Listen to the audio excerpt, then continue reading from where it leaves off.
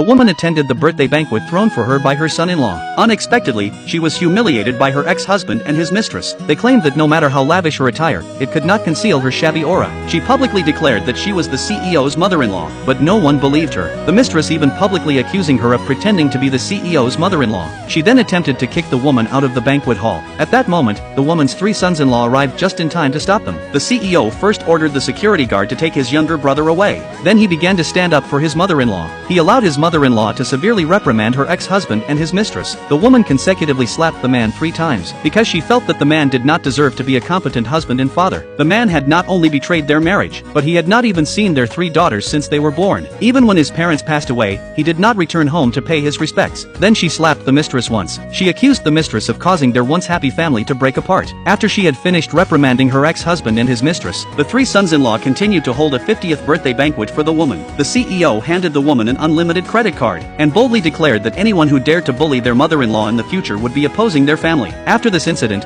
the woman had a change of heart and decided to divorce her husband. The CEO arranged for the best lawyer. The next day, the woman, accompanied by her sons-in-law, went to find the man, and filed for divorce. The man had always believed that the 3 daughters were born to the woman by other men, so even though the husbands of the 3 daughters were outstanding, he still looked down on the woman. Thus, he did not hesitate to sign the agreement. Subsequently, both parties began to dispute the ownership of the house. The woman claimed that the house was left to her by her in-laws on their deathbed. Upon hearing this, the mistress was enraged, accusing the woman of daring to seize the man's inheritance. The mistress initially intended to physically attack the woman, but was stopped by the son-in-law. They then kicked both of them out of the house. They were unwilling to let the house be taken by the woman. After all, the house was about to be demolished, which would yield a considerable compensation. So the man went to seek help from his older brother. In the past, the man and his brother had quarreled over their old family home, so his brother refused to help. The man had no choice but to propose splitting half of the demolition compensation with his brother. Naturally, the brother agreed for the money. He then called the woman, claiming that on the anniversary of their parents' death,